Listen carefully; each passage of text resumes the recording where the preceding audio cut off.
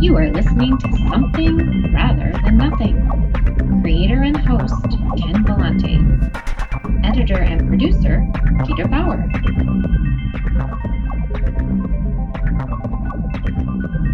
It's like, how do you even keep track of what the hell you're talking about? Is it the Red Sox or is it, you know? That's the same thing with our family. If you don't get a word in, you're not speaking. Just the Yankees. The only difference, Ken, it's the Yankees rather than the Sox. Oh, you're killing me. You're that fucking. That's right, Joe.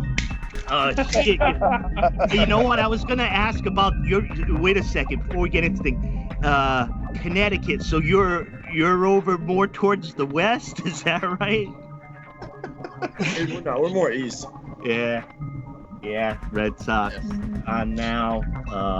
Well, I get the Red Sox on now. They suckered me into the MLB TV, so I have that on. That's a whole other thing. Hey, Yeah. All right, this is Ken Vellante with Something Rather Than Nothing, and got a special episode here. This episode with Hawkins band, and just a great combination. Three brothers in the band. Joe, Josh, and Rick, and the lead singer goes by Hawk. You'll be able to learn about them and their interests. But first of all, I just really wanted to welcome each one of you to the first, full band Something Rather Than Nothing podcast. Thanks for hopping on, guys. Thanks for having us. It's our pleasure. Thanks a lot, Ken. We appreciate this, man. Definitely a pleasure. Absolutely. Thanks so much. Hey, big question. We start off, try to find out, what you were like when you're younger, whether you're artists, playing instruments, whatever. So what were you like as young humans? And let's start with Hawk. I was pretty wild as a kid growing up. I wasn't really into music. I loved listening to music, but I had no idea what I really wanted to do. I was always on a skateboard and always playing basketball and just get in trouble in school all the time. And yeah, that's pretty much it in a nutshell. It's a good musician story, right? Background. Yeah. How about you, Joe? Yeah, for me, I mean, I grew up just like kind of like Hawk, we were pretty wild kids, all of us. And, music for me at a young age, when I was just 8 years old, kind of really attached itself to me. I began playing guitar at 8, and, it was like, it almost gave me meaning. Like, you know what I mean? It was like one of those things where it was like, where has this been all my life? You know what I mean? It just made sense when I picked up a guitar, even that early on in life. It started to kind of, just kind of resonate with me. And it was like a lot of chaos and stuff when we were kids, being brothers, growing up and stuff like that. But music kind of brought us together. Yeah, absolutely. And I love that. I love that connection, being a huge fan of music, and particularly with the band dynamic. Going on to Rick, what were you like as when you were younger? Interesting question, Ken. So, man, when I was younger, I was kind of pretty much the same way I am now, in the sense that, like, East Coast people, we kind of talk very fast. So even as a very young kid, we were talking about this earlier. I used to be talking very, very fast. And even though I was like 8 years old in school, I would talk to the adults. And I would, like, they would all kind of like come talk to me and hang out. So I had this kind of like this thing of like a curiosity, of what, maybe there's something else that I'm maybe meant to do because I'm not fitting in with other people. And I think when I first saw a piano, I had a really, really interesting experience. I saw it, and usually it was a little bit different. When I went to play it, I didn't just play it and like hit the note. I played it and I closed my eyes, and I felt something like when I first played it. And I think that's like the equivalent of me saying like that's when I had like my first high, so to speak. Yeah. Because there's something transformative and emotive that happens when we play instruments. I think, you know, like Joe mentioned, just like us four as brothers, we were all like very, very, very crazy people. A lot of like, we've done a lot of like crazy things. So we were all kind of like very energetic, but I think like Joe said, it was really the music that allowed us to harness that energy and put it towards something progressive. Yeah, I like that, and the connections I can already hear in you describing some of those early experiences, just the kind of like that deep connection to, you know, whether it's the instrument and, you know, a big thing I heard you say as far as meaning, right? Like, you know, where do I put this energy? Where do I put this thing? You know, a lot of energy. And what about you, Josh? Hey, Ken. So for me, you know, music, like starting off young, I started music at 10 years old. I actually got a guitar. I was the first guitarist in the family. It was a Candy Apple Red Squire. I got it on my 10th birthday. And Joe actually had a drum kit. So I'm the drummer of the band. And Joe was like playing the drums. He wasn't, you know, he didn't like, he had a little bit of rhythm. He wasn't really like actually making a beat or something, but there was something there. You could tell he's a natural musician. But like me, like I was playing the guitar, like nothing's coming out. It was like freaking noise. And then one day Joe decided to like grab my guitar and start playing it. And then like music actually started coming out of it. So like I was like, well, if you're gonna play my guitar, I'm playing your drums. So then I started playing the drum set, and it just never changed since then.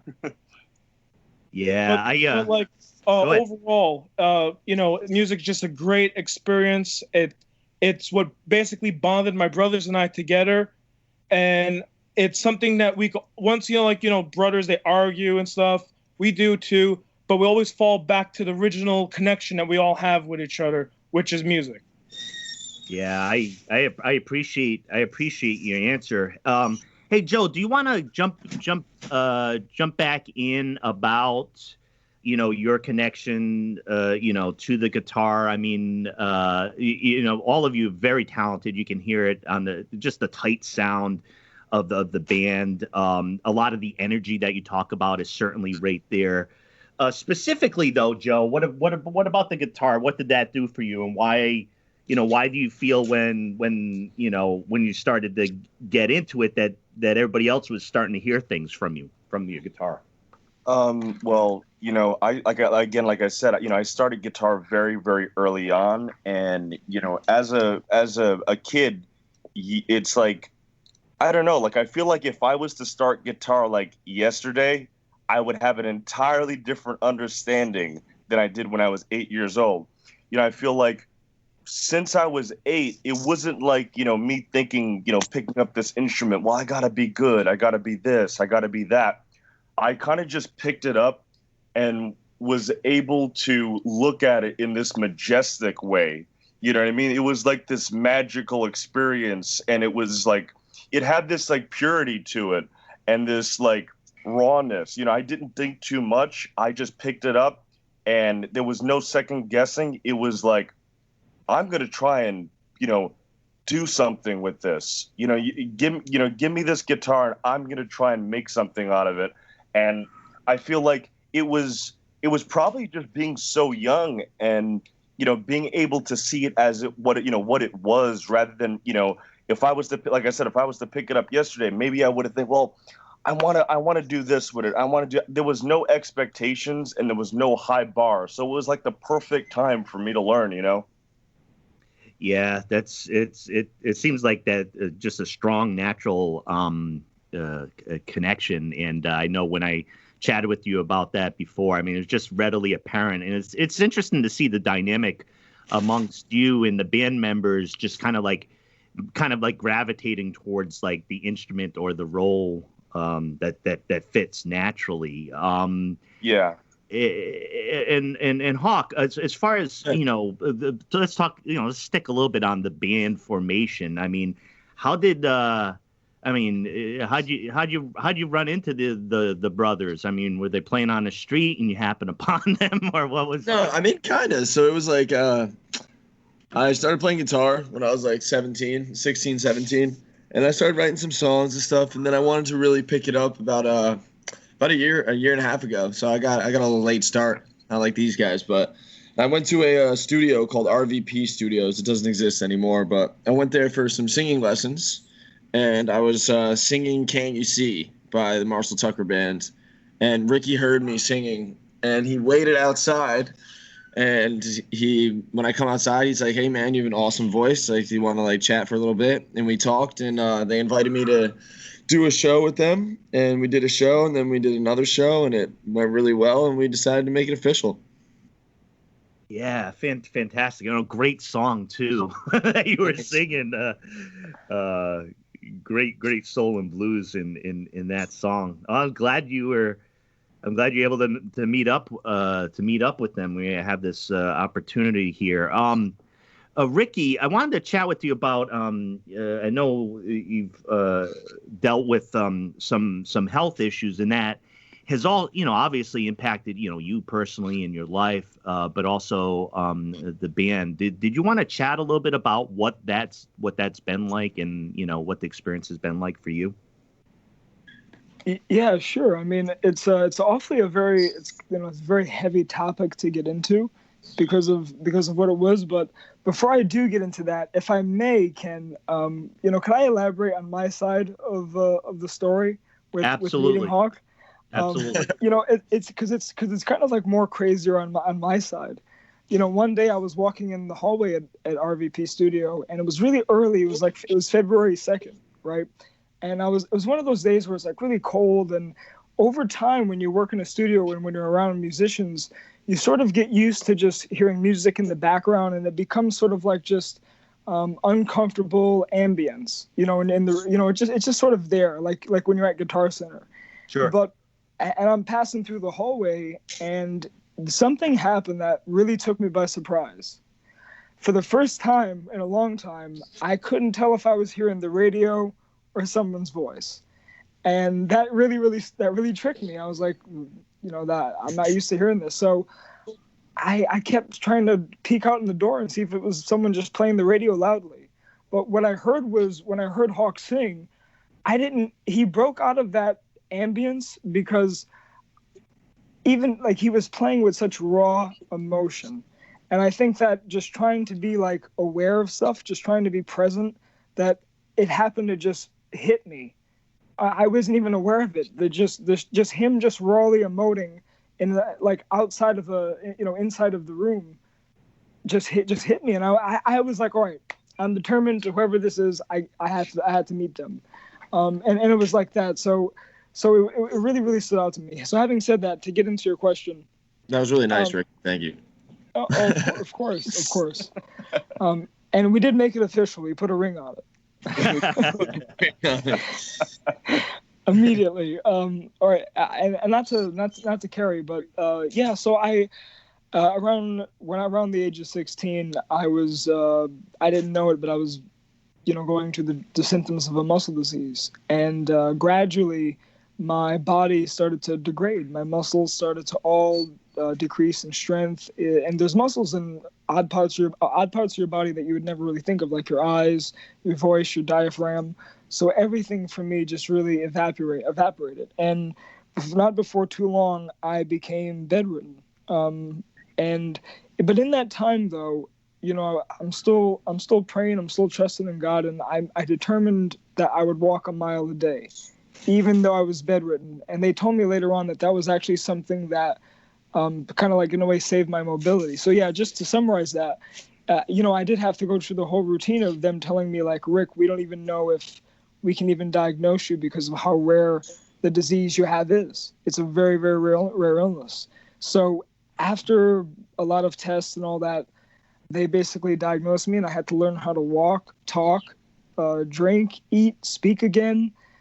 Everything. They told me that I would probably drive with a remote, like one of those cars that have the brake and the gas at the right where the steering wheel is, because of how handicapped they predicted I would be. But little did they know, like at least 4 or 5 years after that, I was in California skydiving. So I that's kind of my mindset, and I think people can really benefit from hearing this, is that I don't believe in limitations. I did not receive any of their limiting sort of beliefs on what I could do. I knew that I was going to get better. If that, I think I'll stop there. Yeah, well, I mean, it's just it's incredible to hear and to have you, deal with that adversity and jumping out of plane a bit after, and I mean, I'm sure it's a fantastic story, and I think there's something I can connect to in what you're saying is, I think you find it whether it's in art or in life, in the experience that you've had, where there's always going to be a lot of people saying that, you can't do something, right? I mean, you guys are in a rock band, right? So, right. Like, but it takes a certain kind of attitude or response, I think, in order to, to get up and beyond that. So thanks for sharing that, Ricky. I really appreciate it. And, it makes your story and the band story and the music even better. I wanted to see if you could, Hawk, if you could just do a little bit of a lead in on the single "Lights Off," which will play in just a tiny bit. You just do a little background on the song and what's going on with it and when it was released, that type of thing. Yeah. So when did we release it, guys? It was like 6 days ago, 7 days ago. Yeah, July 31st. The 31st. Yep. All right. So hey, we're Hawkins. This is our first single called "Lights Off." We released it July 31st. It already has 12,000 streams on Spotify. So please go check it out. It's Joe came up with an awesome riff for it. Ricky came up with a cool melody. All put in the same amount of work for it. And essentially it's just about like what it's like being 23 and having one night stands, trying to find love. That's rock and roll. You're rating rock and roll here. So, right. Yeah. So let's go to the track right now and listen to it. All right. Sounds good. You only come around at midnight, not stopping for a red light. I can't forget the words that you said. They're still swimming round in my head. And I lost control when I saw you staring at me. And I think you're something, but tonight's really all that I need. I only see you with the lights off, dance with me.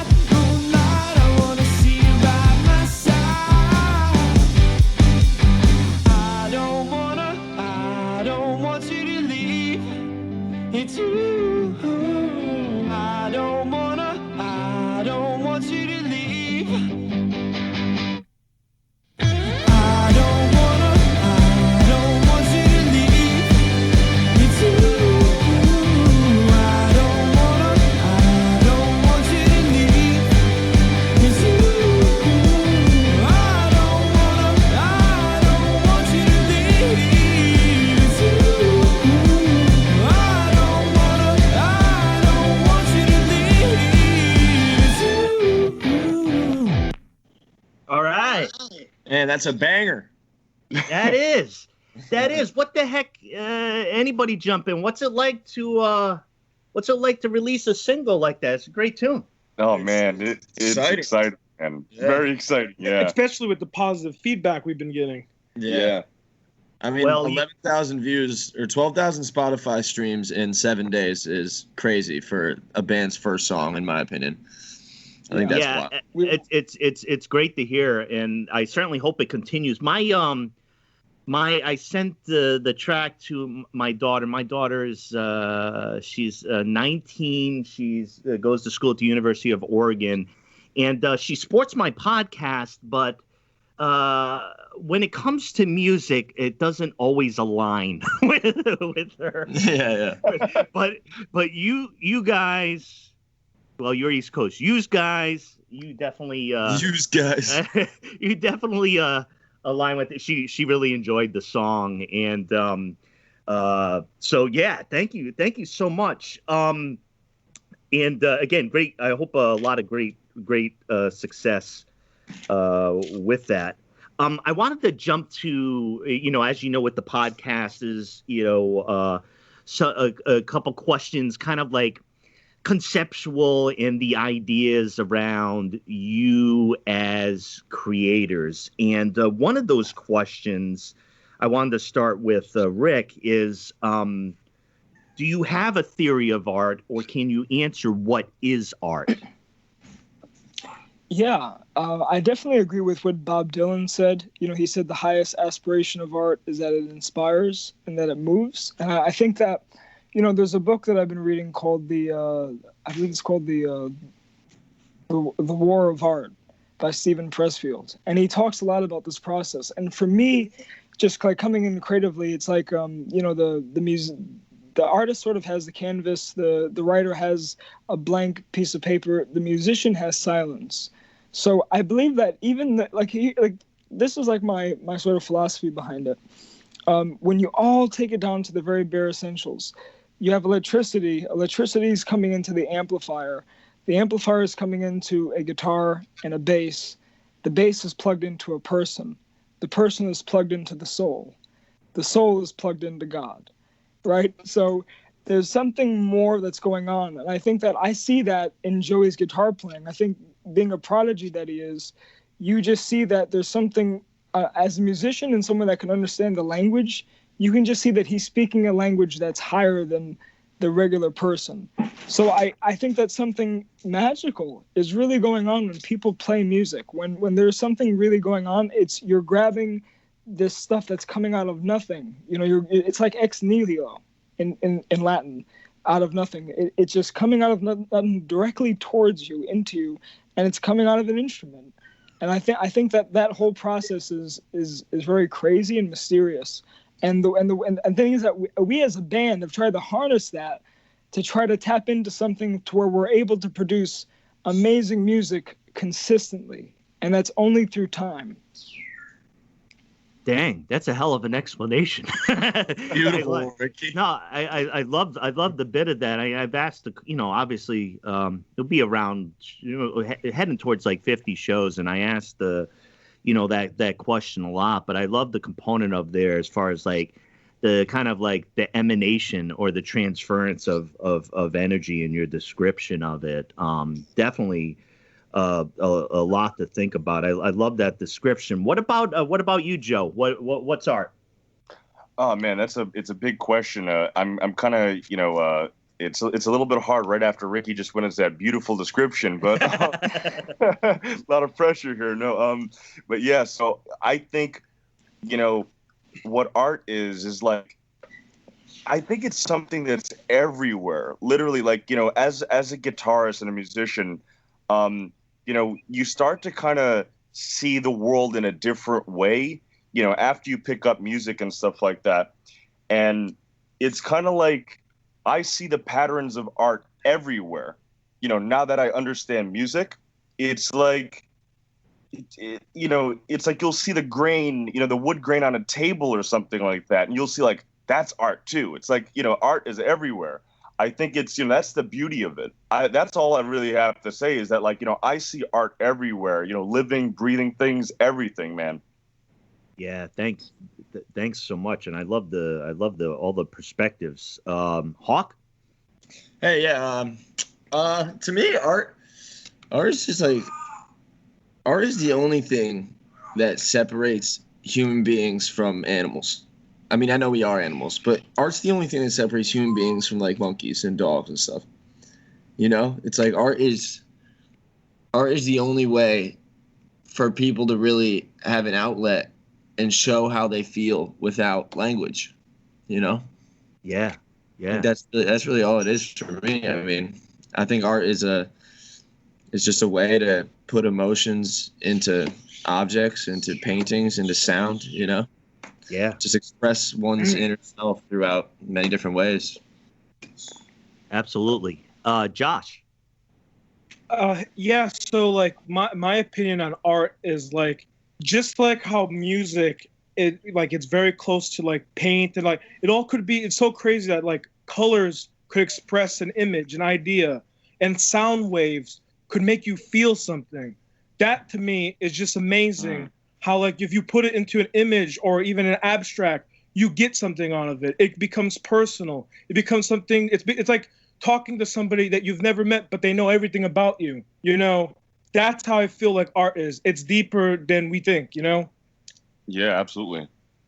Yeah, and I like the I like something to mention there, the kind of the physical elements of sound. My boy Aiden, who's he's 17, and he plays the guitar primarily. He's into a lot of music, but when we would go to live shows, he'd always notice, and I listen to a lot of styles of music, but I listen to a lot of metal live, and he was always noticing I was very much into the kind of primal sounds of like the drumming, almost like journeying drumming that could be in some kind of long extended metal riffs. And it was he just pointed out to me something I hadn't thought about, is kind of like how that physically resonates with your body, right? In the audience, how it physically impacts you, where my tendency is going to be more towards the intellectualization or concept, but he said just feel like you're just feeling it running through you, and it pointed out for me. I learned a lot from that. Yeah, that's definitely one of the most beautiful things about art, Ken, is like, it can, transcend and do something so much more differently, than many other things in this world. It's like, it kind of like just energizes your spirit, man. Like I remember some of the, our favorite bands, when we got to see them live, it was just like, you feel like you're in a movie or something, when you're watching like your favorite groups up there, and, the music is just hitting you, man. It just becomes like this, extraterrestrial thing or something, Yeah. Well, and on that too, I was wondering on music. I talked to a lot of music guests, and in talking to Joe before, I mentioned I like to have music guests because we have the song like that you have in the performance aspect. But of course, a big piece of music that has been like a huge radical and many times difficult change is with there not being live music, at least in the way that we've enjoyed it over time. Do you, and I'll ask each one of you, I'll start with Hawk. What are your thoughts on kind of like the role of music now and its connection to live music, during a pandemic? Just kind of open-ended. What do you feel is going on? I think a lot of us did take live music for granted, because now that it's gone, it's like, damn, I want to go to a show. And like, you'd be surprised. I'm a huge dubstep fan. So I go to lots of dubstep shows. Like that's like what I did for fun, just always go to dubstep shows. I've actually it's embarrassing to say, but I've never been to a rock show. I've only been to dubstep shows. Oh wow. Yeah, so I mean, just like music during this pandemic is the only thing. Like I go out a lot, I hang out with a lot of people, and like music's the only thing that like brings everyone together. It's like we're all just sitting there at the beach and it's like quiet. Like it is such a different feeling than if like a song we all know and love is playing, like it brings us all together. Everyone's singing together. Everyone's dancing. It it creates connection, creates a bond between people. Music does. Everyone feels the same emotion. Whatever song is playing, everyone can feel that emotion together at the same time. Yeah, there's the community aspect of it too, and it's interesting that I found myself, and just to mention this, the last show I went into, and I mentioned on one other episode, was with a band called Coyote, which is this great blues, soul, doom metal, I would say. And her name was Sarah Bilt, the lead singer. She also sings in a soul review. She was on a podcast. I saw her open for the band Blackwater Holy Light, and I'm going to end up getting Blackwater Holy Light, the band, within the next few episodes. So I'm actually will be able to get a couple, deliberately get two bands, the last two bands that I saw prior to the pandemic. And I think it'll be interesting to have done that and to get, to get further into that, because I remember that show for me in particular so much, because I love live shows. I love metal shows, and it just sticks in my head because I know that's the last one that I saw. Now, let me just tweak the question a little bit and just open it up for Rick. If I tweak the question like this, I seen video and performance video. You've done some big shows, Hawkins has, and it's clear to me, both in your energy and your enjoyment of the live performances. I see it. That seems to be a big part of the band. Rick, can you talk a little bit about adjusting to, you get a single out now and just thinking about live music again? Yeah, I think that given everything that's going on, I think that people are learning to, like Hawk said, learning to appreciate music way more, because it's not everywhere. You can't just walk down the street necessarily as you would, in Times Square and just, suddenly hear music, because there's no one there to hear it. So, I mean, when we came out with the record now, we did not expect that it would get so viral so quick and that people would attach to it. But I think that's what it speaks volumes for just making music that resonates with people. Like you said, like both you and your daughter like it. So that's two different age groups, two different lives, two different generations.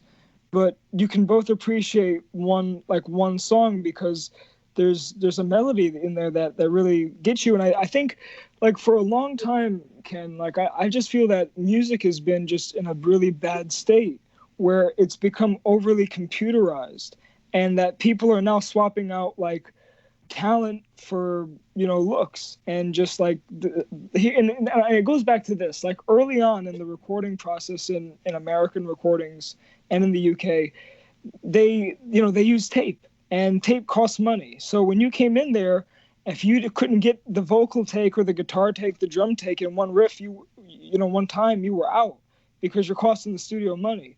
But because everything is digital now, we have a little bit more time, and we can digitalize everything to the point where you don't even need to get the take right. We can use whatever you have. So less quality has been put in there. And I think people are really getting cheated from like everything just being constantly rebooted. They're doing the same thing with movies. They're doing the same thing with, maybe not with art as much, but more so in music for sure. You just hear, that's what looping is. That's what bringing all the old stuff back and just putting a different spin on it. And I think that's where our band comes in. I think that's what, like, live, in terms of like our live energy, when you put Hawk in a room, when you put Joshua, Joseph, and myself, something is unique is going on that's organic. And I think that is what people are picking up on our band versus the computerized version of what they're hearing now.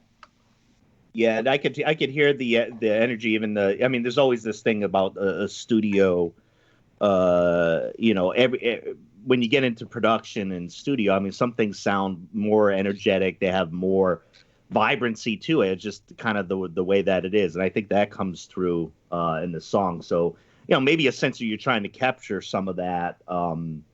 No, but seeing us live is a whole nother ballgame than hearing us on a studio. Our live performances we focus hard on energy, and going crazy, and Joe ripping it up. All of us dance, all of us go strong, you know. So come see us live at some point, and you'll be like, wow, that's definitely not a studio recording. Yeah, absolutely. And then you played even, you know, like the Mohegan Sun, right? The large venue out there out east. And I know eventually I'll be able to see you live. Now, one of the big questions again, and I wanted to ask, and I know each one of you in your way have pointed to your thinking on this, but I wanted to ask deliberately before going into the big why is there something rather than nothing question about why each of you set out to create. And I'm going to start with Hawk on that one. The question is why do you create? Just in the sense of, do you feel compelled that you have no choice, or, you know, like a larger purpose around creation? Hawk? Oh, I just create because I'm bored, man. No, I'm kidding. That's fine. No, I mean, the creating is like, I just always have had to create, you know. Even before music, I was always like drawing in class.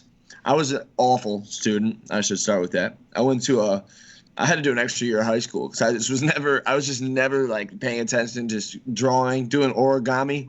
I learned how to juggle, you know, just like random stuff all the time, creative. I think it's and like skateboarding my whole life. Skateboarding is an art form, you know. Each person skates differently. Yep. It does different kinds of tricks and stuff. So it was like, creating is I think it's what makes life fun for me, man. So yeah, I definitely feel compelled to create. There's nothing else I want to do. Like, what are you doing if you're not like creating something? You know, you're just strolling through life until you die. Like, that's pretty whack. Yeah. And like, I want to leave my mark, you know. Absolutely. Before life is over, like the only thing that stays are the things that you create. Absolutely. Huge, and even your first answer, you know, like, you know, it's something to do. Yeah, there's some truth to that. It's completely legitimate. How about you, Rick? Why do you create? You know, I more so because I need to. I think that there's some kind of rush that I get, you know, from just starting with nothing, and then figuring out what it's going to look like in the end. You know, that's really for me is that there's just a huge rush in that. Yeah. Josh. Yeah, so like I've never done any drugs. I know you hear a rock band, and I would have to say the best high is creating a song out of nothing, out of the blue, channeling each other's energy. There's a connection there. Sometimes even alone, you know, like if I'm writing something alone, just the rush of the pure rush of just creating something. I've been hooked on it ever since. Josh is right, because I have done drugs and it's still a better high. He's right. It's still an incredible high, no matter what. And Joe? Right? Yeah. I think, you know, without creation, a lot of us musicians would probably be insane. You know, it's like, you know, it's this relief, man. I can't tell you. It's like you get all this energy in your mind. You hear a sound, you hear this, you hear that, and it's got to come out. You know, I'll have music like literally wake me up out of sleep, man. You know, I'll have these dreams and stuff like that where I'll hear a song, I'll hear a riff, I'll hear a lick, I'll hear a scale. And, you know, I'll hear it in my sleep. I'll wake up and I'll have to jump to my guitar, whether it's like, you know, 3, 2 in the morning, whatever. And I'll jump to my guitar and start playing it, you know, record that, and then go right back to sleep. It's like creation is just like a part of my daily life now.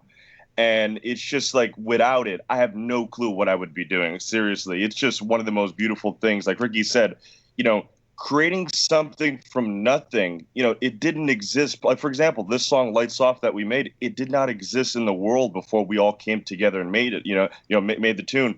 It's like, you know, especially with all our roles in the band too, you know, you have a Hawk killing the vocals, Rick killing the bass, you know, Josh doing an amazing job on drums, you know, and, you know, me adding my guitar elements. All of that, man, is just the most beautiful thing once you get us together and we're all creating in our own unique way, it becomes something entirely different. And that's a really beautiful part of art and creation, man.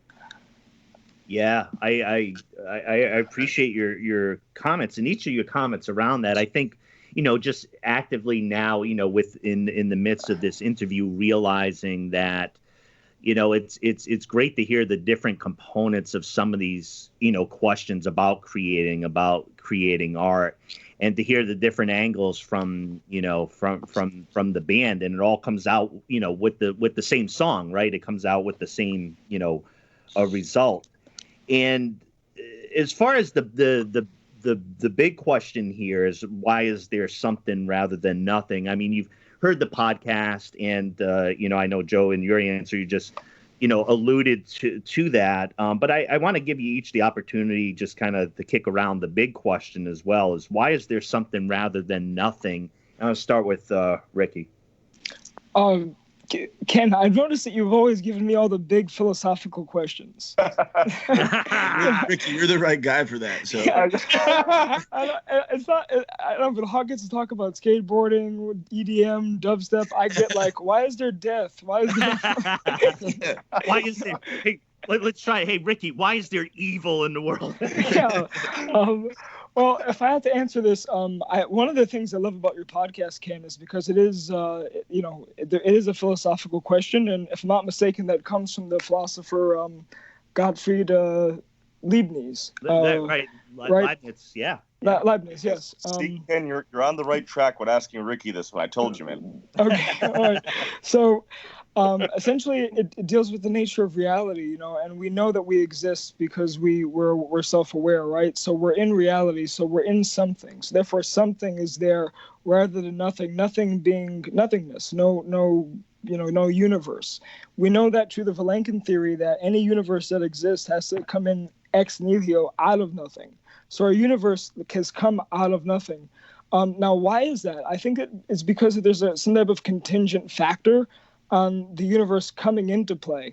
And I think that it's evidence that one can rationalize and say that, well, there's a causative agent that willed it to be so, right? Which would be evidence for God.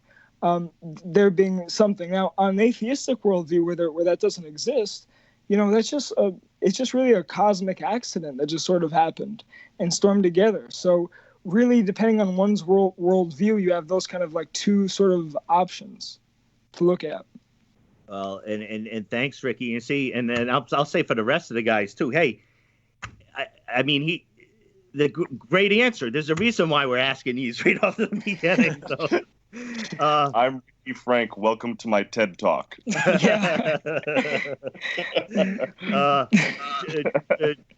Joe, why is there something rather than nothing?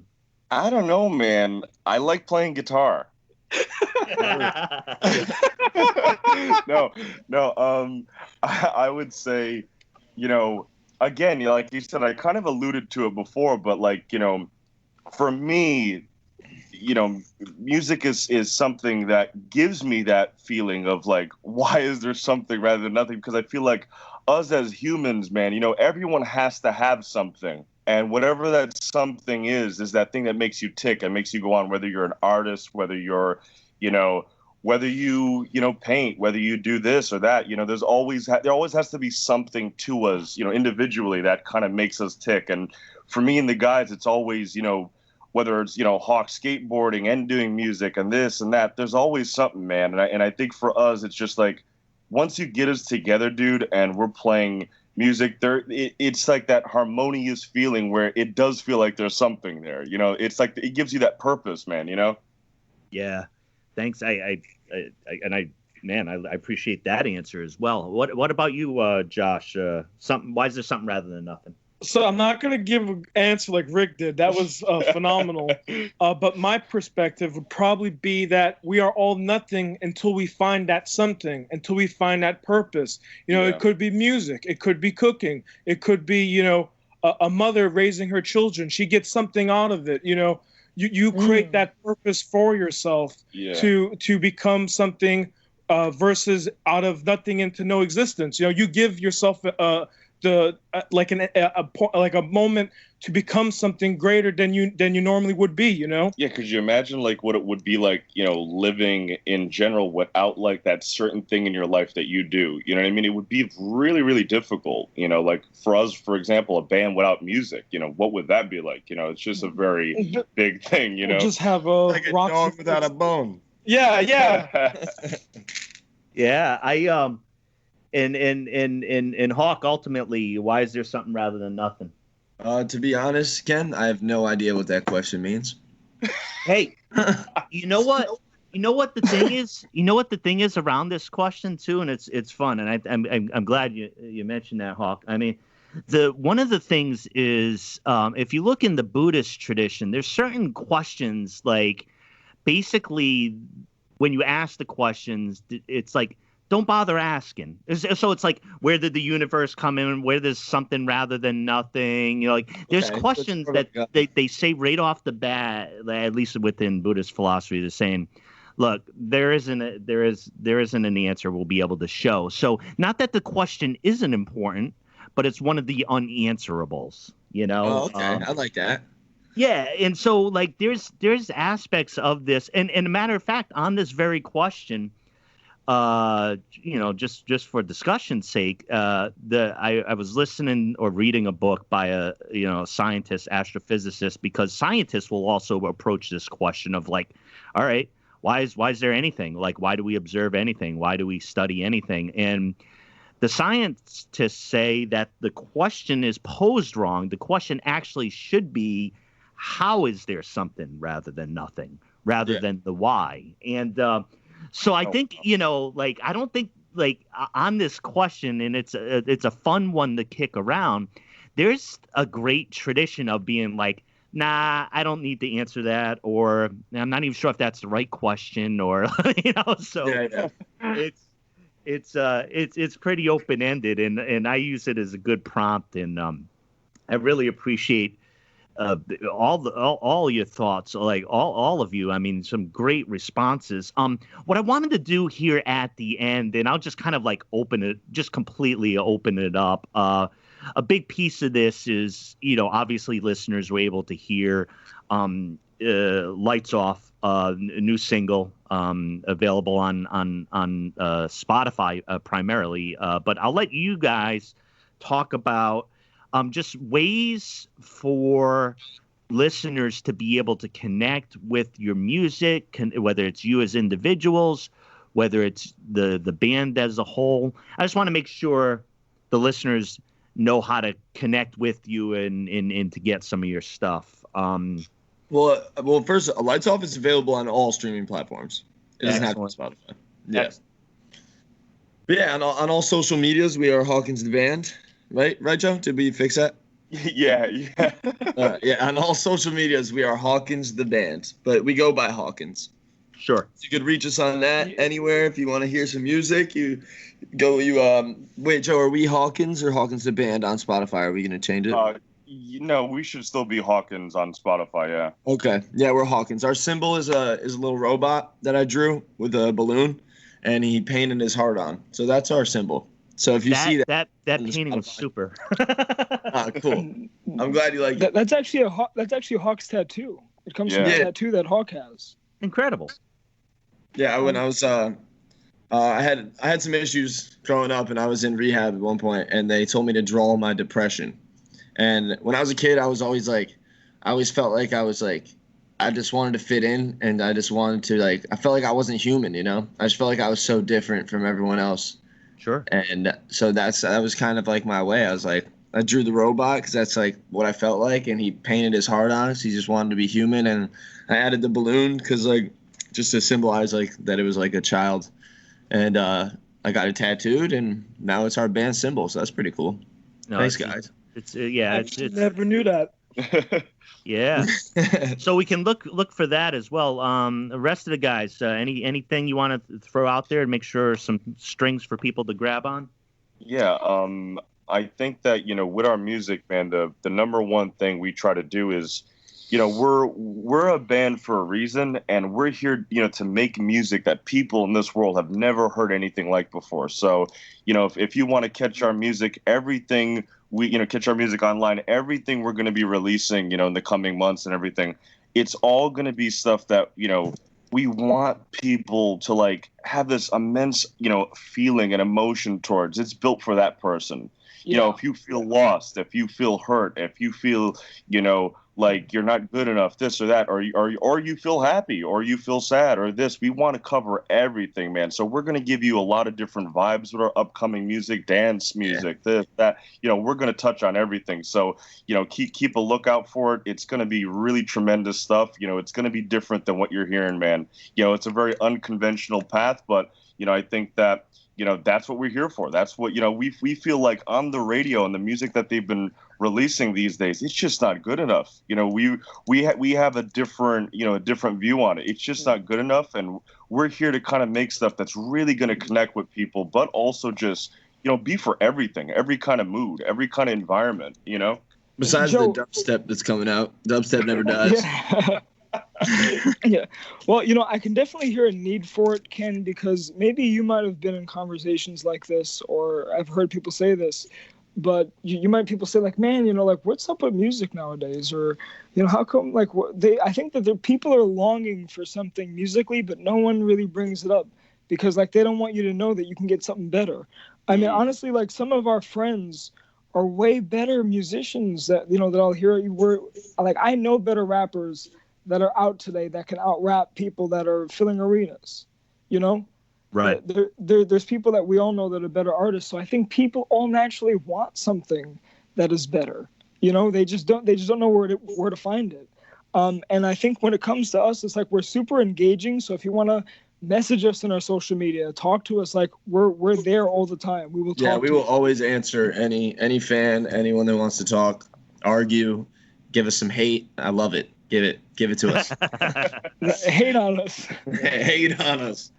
But Joe's right. I want to emphasize that a little more. Joe's right that not all of our songs are going to sound like Lights Off, and that not all of our songs are going to be happy. Not all our songs are going to be sad. We're gonna put out some blues stuff. We're gonna put out some harder rock songs, some more pop songs, maybe some laid back piano songs. We're gonna touch on everything because these three guys that I'm working with are extremely talented, and there's millions of people that can play instruments, but there's not many people that could write good songs, And I think all four of us have that ability.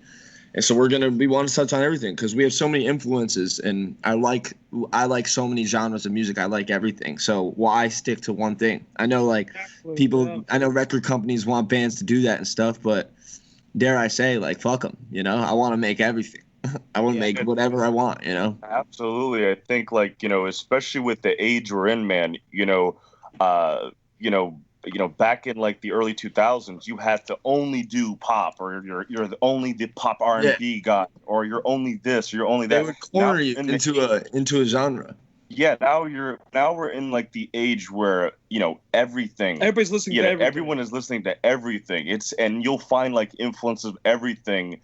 Within pop, within, this, within that, so, we grew up listening to everything. So, we want to, what not a better time to just like take everything we've been listening to and, touch upon it. Like Hawk said, we love happy music. We love sad music. We love singer-songwriter songs. We love dance tunes. So, we want to be an artist that is able to, kind of incorporate all of the elements we love and everything the people love, and kind of give the people something new, something different in a way no one has ever done it before. I feel like we live in an era of the new golden age of music where like the independent artist can be king. You could literally work in your bedroom, create up a song, and it could actually get on the radio. It could blow up on Spotify or on different like medias. And you could reach so many people like you couldn't do back in, like Ricky was saying, with tape and all of that. You had to go through distribution companies. Now you could do it all through your computer. It's just we live in such an amazing age where everybody's listening to everything. So I feel like where people are going to gravitate towards is a band that actually makes more than just one thing. They're not just they're just creating. Like the Beatles have one actually sound. did that. Yeah. like every album from the Beatles are all different. You know, the White Album is a collection of everything. Yeah. You know, you can't pin that album to any genre. So I feel like we are currently at that place where we could actually do that and probably get away with it. And one thing I'd like to add also is that there's something different with our music that I should specify, is that it's very organic. You know, there's like for example, like no record label like put us together and like you know, created us. We just naturally met each other, and this is just a natural, like, this is the way we naturally approach music. We just naturally ended up being three brothers and grew up together. We all naturally had a natural birth, you know. Oh wait, Ken, Yeah, I don't know if this is a G-rated podcast. If you just throw in my F-bombs. This I always listed as explicit. Always, because it's Okay. like, all right, you can look up and down guys. the ranks. It's inevitable. Then I would have been way more vile. No, I'm kidding. No. Well, that's part of my thing at the beginning of the podcast. Like, if I mention that it's a free for all, it might be a free for all. But yeah, I got to tell you, just a little bit, just in general, with the podcast, I appreciate your time.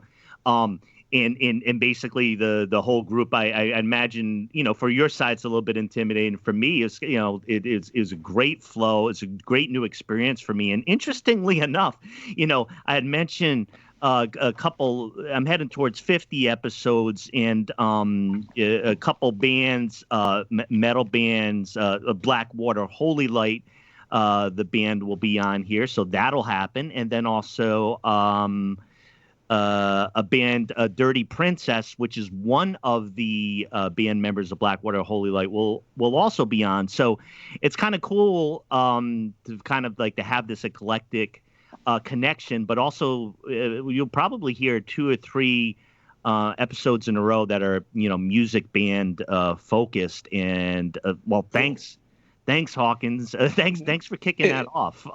Ken, not to interrupt you, before we end the show, I know we never got a chance to ask you, what did you think of the song? I thought the song was fantastic. I thought, like, one of the things I mentioned about the production,